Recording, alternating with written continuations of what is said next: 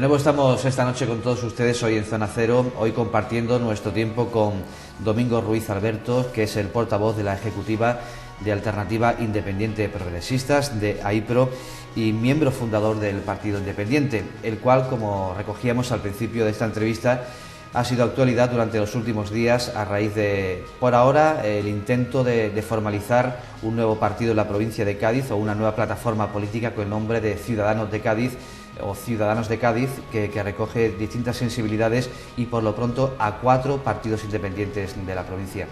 Un proyecto en el cual ya participa nuestro invitado y qué le está pareciendo estos pasos que se dan de cara a esa externalización de algún modo de AIPRO, ¿no?, fuera de las fronteras de Arcos. Bueno, nosotros, para empezar, decir que por qué se produce esta situación de los partidos independientes y por qué esta plataforma, como tú lo has denominado, o agrupación de partidos en torno a un fin común. Lo primero, ¿por qué se nacen partidos independientes continua y permanentemente? Y algunos de ellos a todos los niveles. En Andalucía hay muchos y algunos gobernando desde hace tiempo. Fundamentalmente porque se cansa la gente de la política. El tercer problema de hoy en España, según las encuestas, es la clase política, los políticos. Ese es el tercer problema que consideran los ciudadanos de toda España que hay después del paro y de la economía. Esto es muy triste, ¿eh? Porque además estamos hablando en un sistema democrático.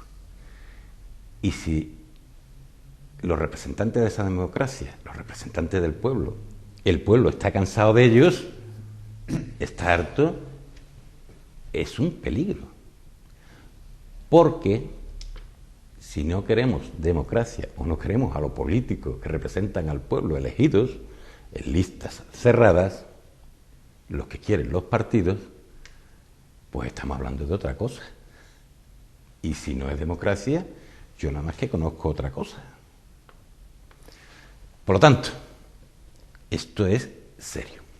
Y aparecen y afloran una cantidad enorme de partidos independientes de ámbito local, porque las naciones serán naciones, las regiones serán regiones y las provincias serán provincias, pero todos son pueblos. Las naciones son pueblos, las regiones son pueblos y las provincias son pueblos. Y quien entiende mejor a los pueblos por las características que decía yo antes, de la cercanía, de ver los problemas, de atajarlos desde el principio, sin importarle en primer lugar la ideología, porque el fulano es un empresario que ha sido de derecha, el PSOE que está en el gobierno no le hace mucho caso y si es al revés, igual, ¿no? Estas cosas no ocurren con los partidos de esta índole que estamos hablando de las fronteras de la localidad, ¿no? En este caso de AIPRO. AIPRO está dispuesto a ayudar a toda la gente de su pueblo, a toda la gente que creamos que está en ley, por supuesto, que trabaje en legalidad y que actúe en legalidad. Se llame como se llame y sea del color que sea. Esto no lo pueden hacer otros que van alejándose los grupos y que van desconfiando de ellos. Mucha gente se siente favorecida cuando estaba uno y otros cuando estaba otro. Pero nosotros somos capaces de llevar a un notario delante que sortee los puestos de trabajo, por decirlo de alguna manera. Esta cosa es la que nos hace distintos a nosotros y una manera también distinta de gestionar el dinero público. A la vez que, sin querer, aunque los ciudadanos no quieran participar de la política, participan porque nosotros les obligamos, entre comillas, a participar con el hecho de acercarnos a ellos. Y si no me equivoco, la democracia es sinónimo de participación. Por lo tanto, afloran este tipo de partidos y además consiguen el apoyo popular. Y eso es importante. Y ya no sé por dónde íbamos. Bueno, yo lo que me cuestiono es que si esos partidos independientes que tanto afloran como usted dice, Sí, en la agrupación de Cádiz, tienen un objetivo claramente municipalista y localista, por llamarlo de algún modo, en esos términos, ¿no contrasta un poco, en cierto modo, con estar en una plataforma de partidos a nivel provincial, donde da la impresión de que los objetivos podrían ser otros, ya incluso a nivel, independientemente de que se busque con ese proyecto el tener una representación en otras instituciones para que, oiga, los pueblos también tengan su voz en la Junta de Andalucía, o si pueden ser algún día en el Gobierno de la Nación? ¿Usted sabe una cosa? Mire, vamos a ver. En las pasadas elecciones, el tercer grupo en apoyo en la provincia fueron los partidos independientes. Todos juntos, claro. Todos juntos, claro. Sumaban todos juntos una considerable cantidad de votos. Creo que eran de 40 a 45.000. Estoy hablando de memoria y no me haga mucho caso. Pero eso tiene una representación importante en la Diputación, por ejemplo. Con esto que estoy diciendo, que no descartamos ninguna posibilidad, y es absurdo que gente que no piensa como nosotros, que no trabaja como nosotros y que no ha recibido el apoyo que se nos ha dado a nosotros, se encarguen de distribuir, por ejemplo, el dinero provincial. Nosotros no tenemos ningún objetivo a largo plazo.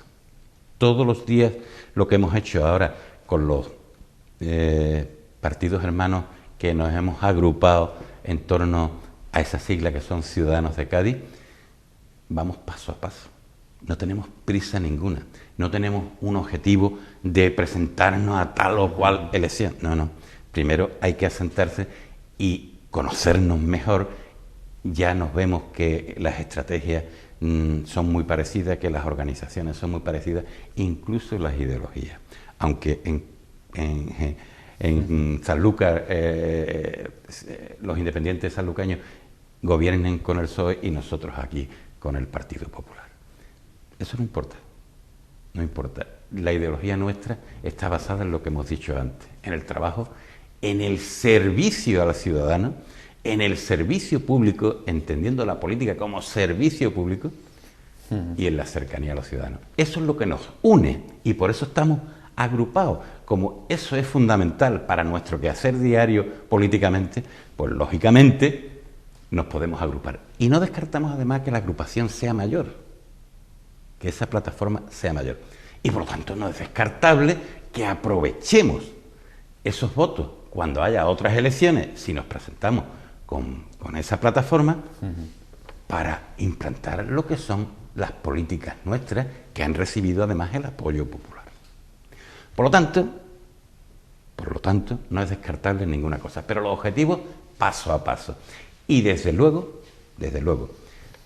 no pasaríamos de tener el mismo trabajo, que es buscar lo mejor para los ciudadanos de nuestros pueblos, porque tenemos unas cosas muy comunes. Para empezar, un territorio, la provincia. Tenemos cosas comunes como nuestra fundamental industria, el turismo.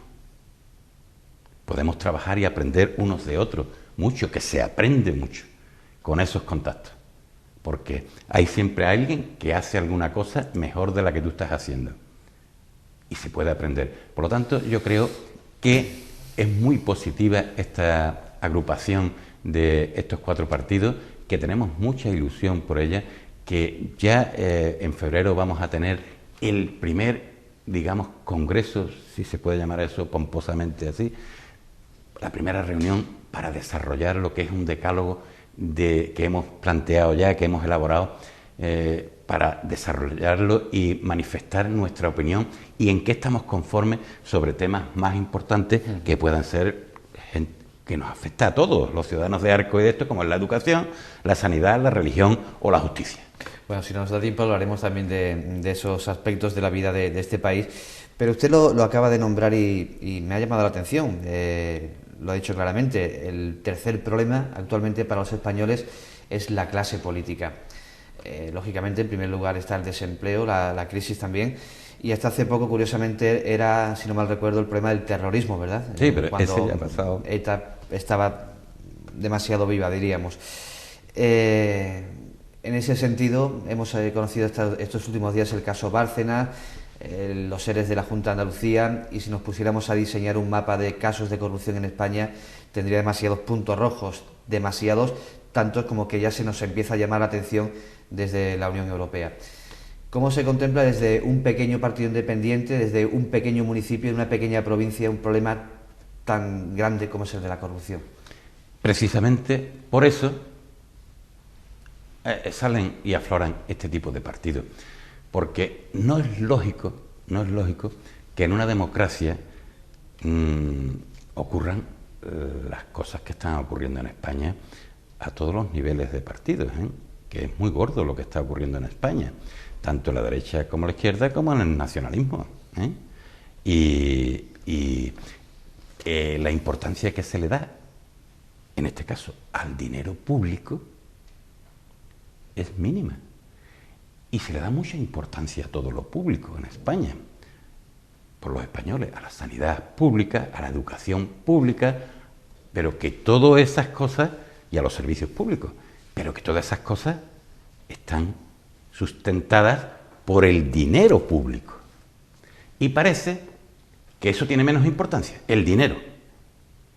Y se despilfarra de tal manera que se lo llevan, o se lo llevan algunos partidos, o se lo llevan a algunos miembros del partido. ¿Y porque fallan mecanismos de control?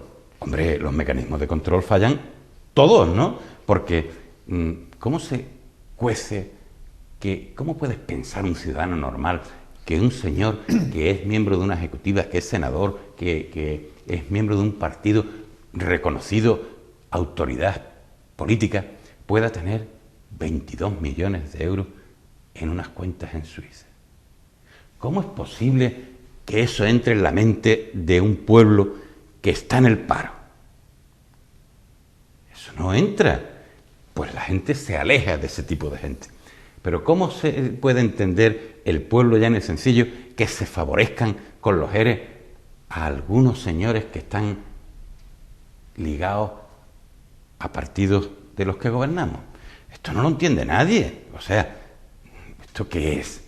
¿O cómo se entiende que esté la clase política en manos del dinero en algunas ciudades o en algunas regiones de este país? El caso Gürtel, el caso de la banca suiza, en fin, todo ello. Esto no lo puede soportar el pueblo. O más aún, ¿cómo puede entender con las arcas tan vacías los bancos, se vayan los directivos de esas bancas, especialmente las cajas, el dinero del pueblo popular, y se vayan cargados de millones, que te quedas helado, que parecen futbolistas del Real Madrid o del Barcelona? Dios mío de mi corazón, esto no lo puede entender la gente. Por eso salen estos partidos que más que un partido político es un movimiento social, es un movimiento ciudadano. Y ese es el tema, que nosotros, lógicamente, es la gente que se dedica a ello, como somos nosotros, tiene que tener un sueldo. Y aquí, aprovechando ese movimiento, quieren sacarle punta a los sueldos de los pobres concejales del Ayuntamiento de Arcos de la Frontera. Dios mío, que algunos ganan menos dedicados al trabajo político que a... Pero usted, pues, por lo pronto, cuando hablamos de corrupción, que era la pregunta, da la sensación de que la corrupción es patrimonio de ese bipartidismo de España, del Partido Popular y del Partido Socialista, cuando, perdónenme que se lo recuerde, también hay muchos casos de corrupción en partidos independientes, y tenemos un caso muy cercano en la provincia de Málaga, donde ha gobernado durante años un partido independiente que ha dejado una terrible secuela sobre la economía de esa ciudad, muy sobre bien. Marbella. Es el caso de Gil, ¿no? Y nadie lo va a discutir. ¿Y por qué se produce eso? Y por favor, no estoy comparando ni mucho no. a Ipro con Gil, ni mucho menos. No es comparable, no es comparable. Primero por la propia figura del líder de Gil, que era Jesús Gil, presidente del Atlético de Madrid. Por cierto, que era lo mejor que tenía, el ser presidente del Atlético y los Atléticos que era. Pero lo demás, hombre, pero la omnipotencia que tenía en el gobierno de Marbella, que no le permitía entrar a nadie en el gobierno de Marbella, llegó a hacer lo que hizo. El control ya empezaba porque no había control, y si había algún control se compraba a los controladores. Por lo tanto, esto era lo mismo, pero a pequeña escala, ¿no?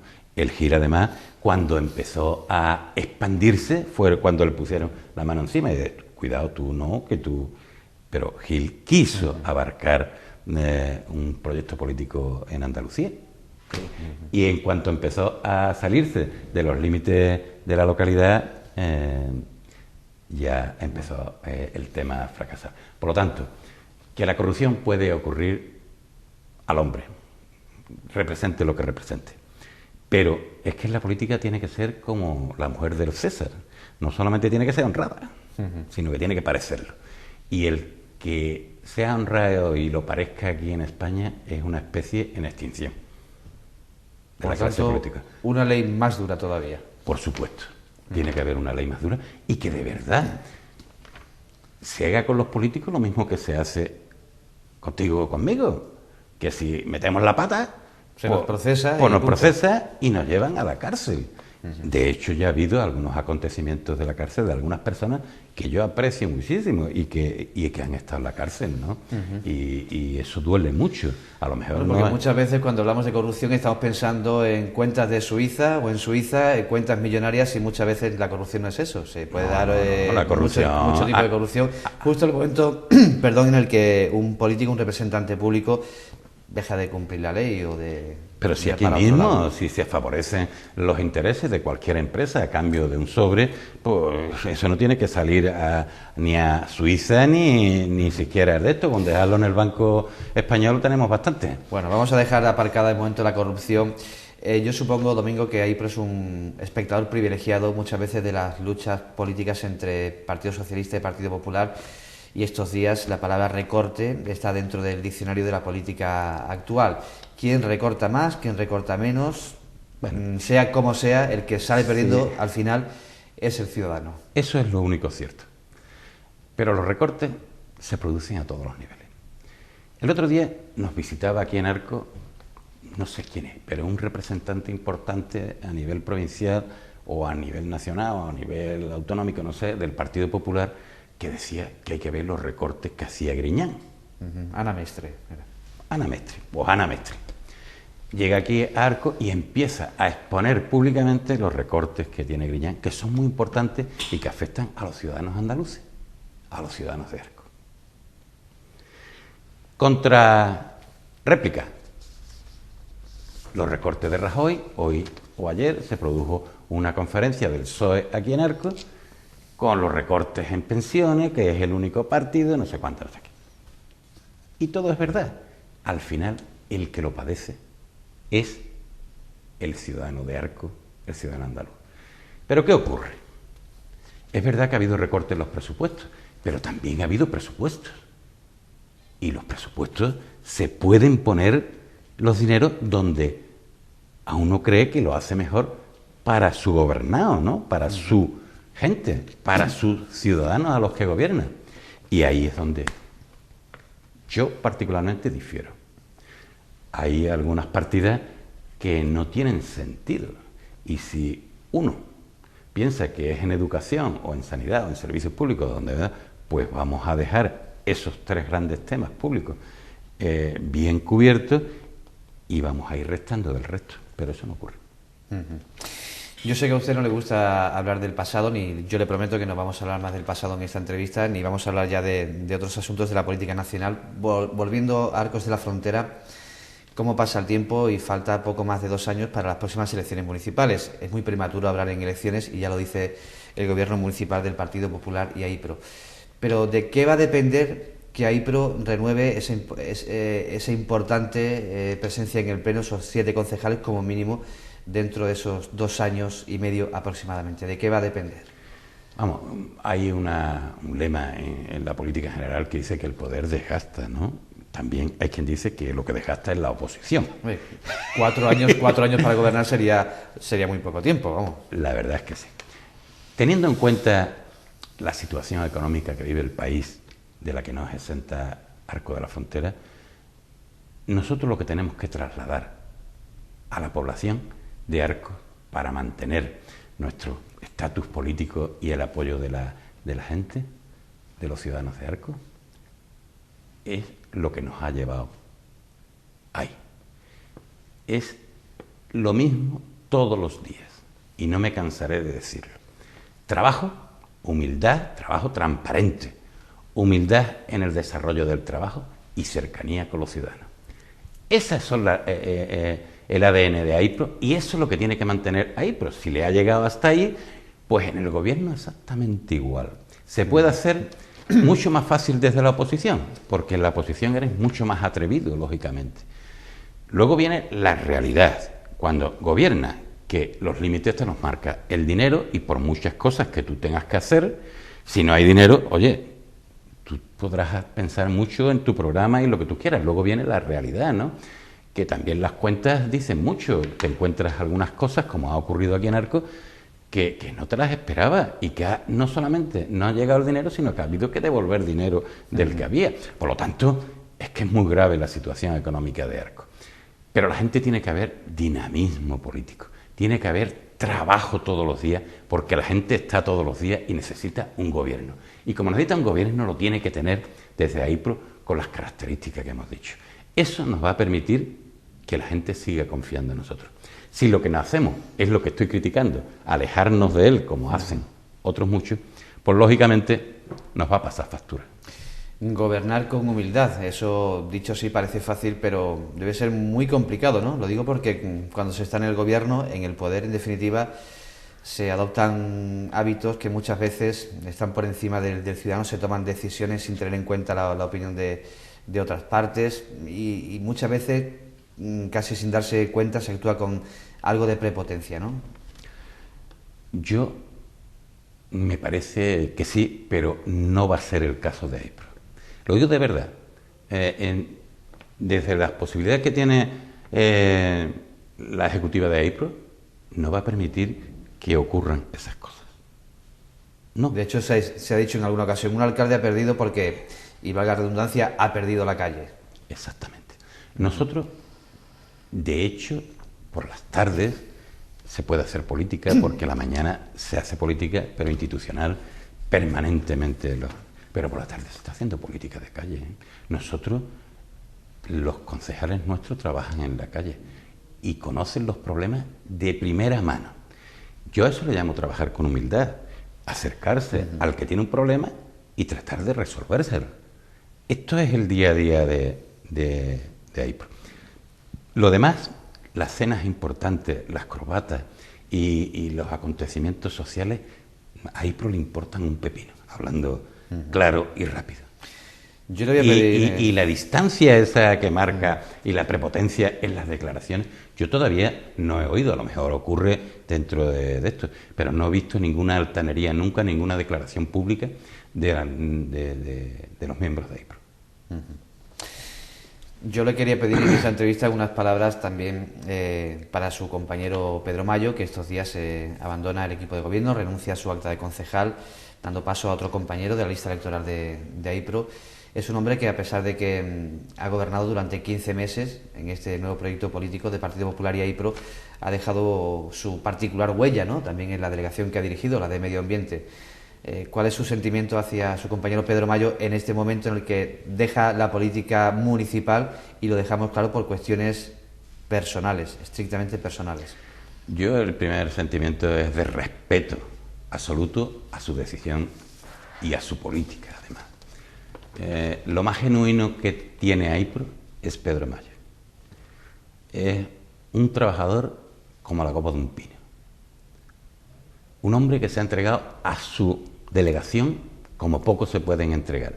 Que a las 8 de la mañana está en la calle y que son las 10 de la noche cuando se recoge muchas veces.